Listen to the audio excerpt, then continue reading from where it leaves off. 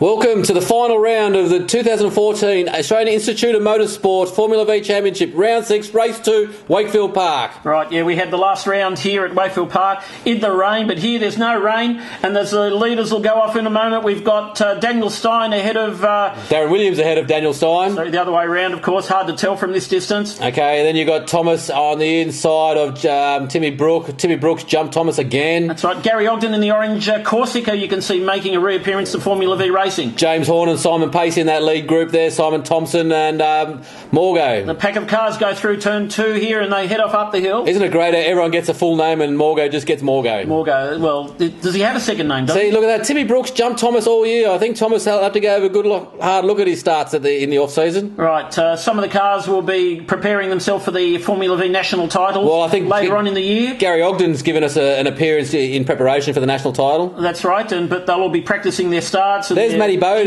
Matty Bode like going up the inside there. He's having a nice little strong battle there. Across the top of the hill and now back down the hill, back up to fourth gear about here as they float the car around that corner. And look at Darren Williams. Darren Williams has got a cracking start. Pulling away ahead of Daniel Stein. Obviously, a bit of tight racing going on behind Darren Williams. Okay, nose to tail.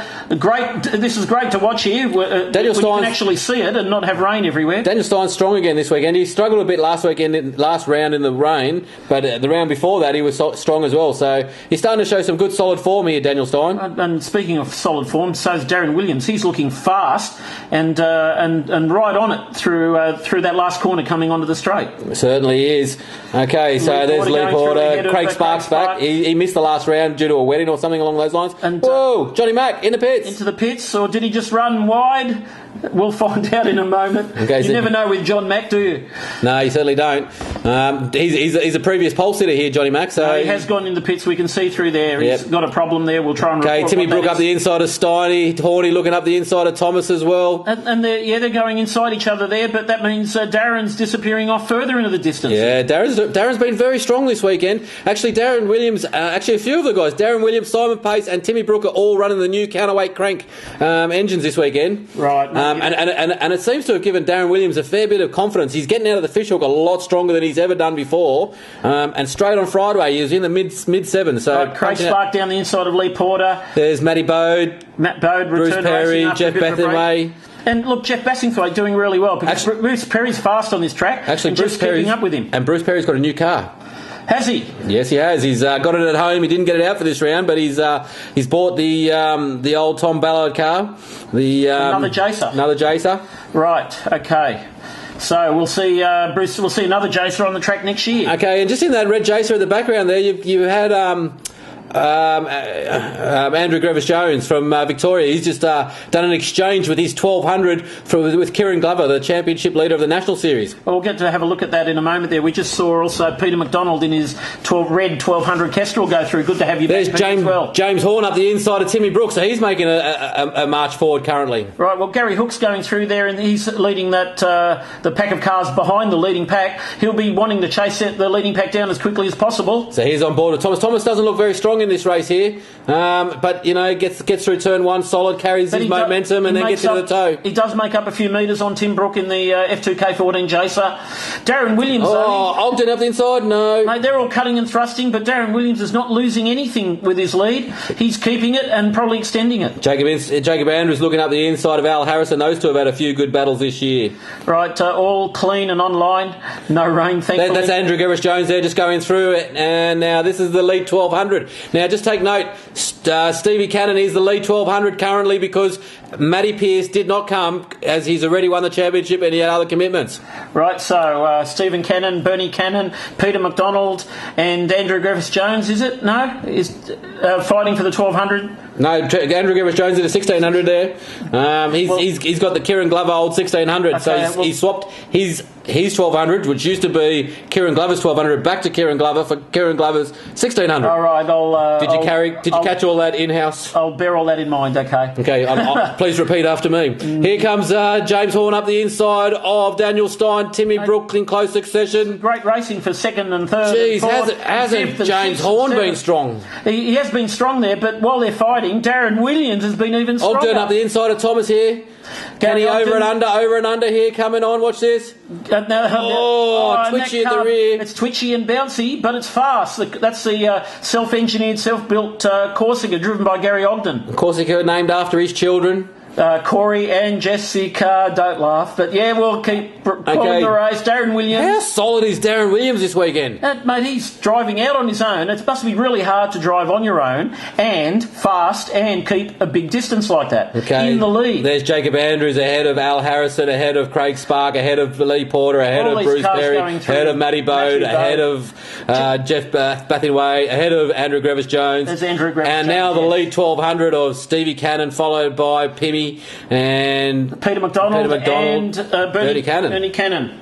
So all right. There's a long shot of the Wakefield Park circuit that you can actually see when it's not raining. Yeah, last round was atrocious. You could see the rain pelting across this camera screen. Darren Williams goes onto the main straight. Second, third, fourth, fifth, sixth, seventh, eighth go through in one line of cars. So you got 7 cars with a proverbial blanket. Right, Gary Hook and Sky Blue Jacer goes through. We've got 2 Sky Blue Jacers out there, plus a Sky Blue Polar driven by James Horn in second place. Okay, so you got the lead rookie, or not the lead rookie, you've probably got the second place rookie ahead of the lead rookie with Jacob Andrews ahead of Steiny there. Right, now hopefully this pack of cars won't fight each other for a few laps, so they can just get their speed up so they can chase the leader down. That's what they should all be thinking. I don't think they're going to chase him down. Look how strong Darren Williams looks. Well, he's left him for dead. Well, he's certainly been doing that, and they haven't been able to gain on him. If anyone can do it, it is probably Horney. Horney's looked pretty strong in this race. He had a bad start, fell back, and he's actually chopped his way, very patiently through all the field. He's now in second, and he's actually pulling a couple of yards there from Steiny. This is good racing, good driving, I should say. Racing might be, if you might consider that wheel to wheel. Steiny would be smart to sit back and behind Horn and just go with him. Exactly right. Just this pack of cars, a big pack of cars goes faster than a. Hang on, that's Horny. Yes. And Daniel Stein wanted to ruin the party, but he also wants the lead, and he'll be now chasing Darren down. But this all helps Darren Williams. Okay, so a little bit bumpy off the back of Thomas's car. He must have hit the ripple strip on the exit there as well. Lee Porter just ahead of Bruce Perry as they go onto the straight. Matty Bode and Jeff Bathingway. Just ahead of Andrew Grevis-James. So he's doing a good job, Andrew. He's not used to this car. He's not comfortable in it yet. He's still busy trying to set it up. And I think it's his first time at this track as well. It is indeed. Okay, look at the gap that Darren Williams got. How solid is this driver? He's developed into a very, very good steer. See, the other thing that was a bit silly by Steiny there, he dived up the inside of Horny down the back straight, knowing that someone's off there. William Pym looks like it's gone off. Yeah. So, but and therefore Horny could get the run back on the front straight, and what that does, is that a red flag? Hang on, look at the top of the hill. That's a yellow flag, safety car. So safety car's out. It's only a short race as well, so. We'll have to wait and see what happens as the cars sort of get their act together as they go round here. Okay, so all this margin that Darren Williams has pulled up is going to go.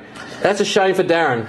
All that hard work has just evaporated, but that's what happens in motor racing and especially in Formula V racing. Yeah, so we've still got quite a few laps to go here, so they should be able to clear that car and get going again. So Darren Williams is going to be under pressure on the restart, and unfortunately for him, he's got Steiny behind him. Steiny's been very fast and very aggressive. That's right. He's no wallflower, Daniel, when it comes to going fast and off the line. Well, when I say aggressive, I don't mean in a bad way. I mean in a good way. He's not been making contact. He's been solid the second half of the year, Daniel Stein. He has his confidence in that car and confidence in driving with the leading drivers there is all in place now. I think I'll use the word assertive instead of aggressive. I was going to say assertive, yes. There's Lee Porter ahead of that little gaggle there as well. Andrew Grevis-Jones going through, yellow flags. Safety car board. And the safety car board. Okay. Are these people fighting in the background behind Ogden? Ogden's probably going, oh no, that's Thomas. So Thomas is probably going, come on Ogden, catch the group, because there is a rule that you're not allowed to be more than 4 car lengths behind, that's right. But Gary hasn't raced much this year, so he's probably forgotten all the rules. Okay, there's Sparks and there's Lee Porter trying to come back up to the group there as well. Compress up together. So actually, I just thought that was Corinne Perry's car, looking at Bruce Perry's car from front, the white. But no, it's not. She hasn't raced this year. She had another kid. That's right. There's a hand up from Thomas to acknowledge the officials that the safety car's out. Corinne hasn't got her priorities right, has she? he? No, children over racing. Never mind. Oh, well. I don't know. That's not necessarily true, but anyway. First, second, third, they're all compressed, ready for the restart when that takes place. There are some cars right in the distance, haven't caught up yet. So I guess the safety car's out for the William Pym car at the exit of turn 2. It actually looked like it was in the grass, so it didn't look like it was in the sand, so I'm guessing it must just not be able to restart. Well, he's stuck wherever he is, but lights are out. Restart. Darren Williams. Now they've gone for it. They've put the hammer down. So Darren Williams is going to be under a heap of pressure here now. Right, well, the race restarts, so all that hard work. There's Matty Bode all over the back of Brucey Perry. We haven't had too many safety cars this year, and that was one of the few that we've had in the drive, but that's what it looks like here. See the little snake of cars, that's actually very well done. That's a good job by Darren to keep his position there with someone like Daniel and James right behind him. I think that was Thomas going wide there, and here's someone else, so it's one of the Stingers going wide. They're still staying on the track. Now we'll be cutting to the leaders in a moment there. That's where the race is. So Thomas did go wide, and that's allowed Pacey to go through. He did. Simon Pace takes a position. These two top drivers are a bit further back than they'd like normally. And that's Gary Ogden up in front in the orange car, so behind Timmy Brook, who's behind... Oh, who's off there? That's Morgo. Morgo went off. Was it Morgo? No. We'll find out in a moment. But... hang on. The car's gone everywhere. So what's happened there? That's Lee Porter. He's had his nose taken off. Bit hard to tell what's happened.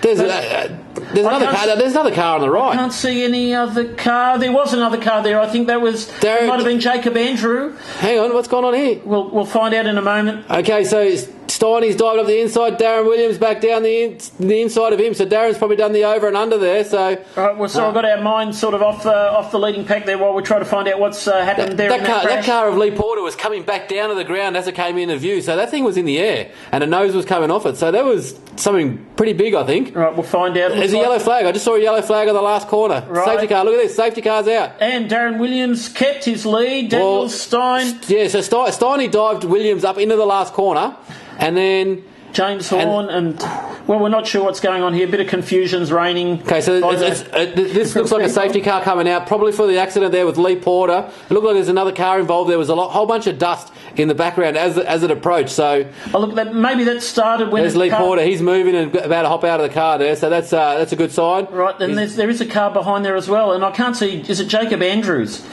Who's not on the track at the moment. Okay, so someone went off. It looks like someone went off to the outside of the track as they started to turn right down the hill. Yep, and then there was probably the spinner of Andrews, and Lee Porter's probably collected him on the way through. But that car, you can see, looks actually the rear cowling looks like it's come loose as well. So there might be quite a bit of damage to that. Unfortunately, that'd be a crying shame. Lee Porter had a large crash at the beginning of last year at Bathurst.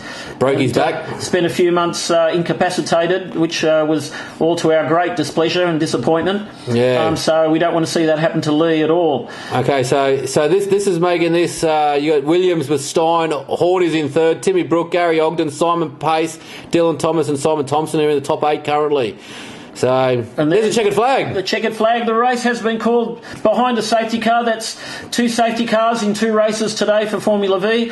The Australian Institute of Motorsport obviously would want to see racing right to the... No, yesterday's race wasn't under safety car. It was a last round with safety car. Last round, of course, in the wet. In consecutive races. There's Craig Sparks there putting his camera off as he comes through. Matty Bode, Grevish Jones, Al Harrison. There's the lead 1200 of Stevie Cannon ahead of Bernie Cannon and Peter McDonald. Right, so while we're waiting to find out what happens to Lee Porter and Jacob Andrews, the winner is Darren Williams. Well done. It is deserved, regardless of what's happened. Daniel Stein, James Horn, Tim Brook, Gary Ogden, and Simon Pace. Okay, and then you've got the 1200s of Stevie Cannon doing a great job in front of his father Bernie and Peter McDonald.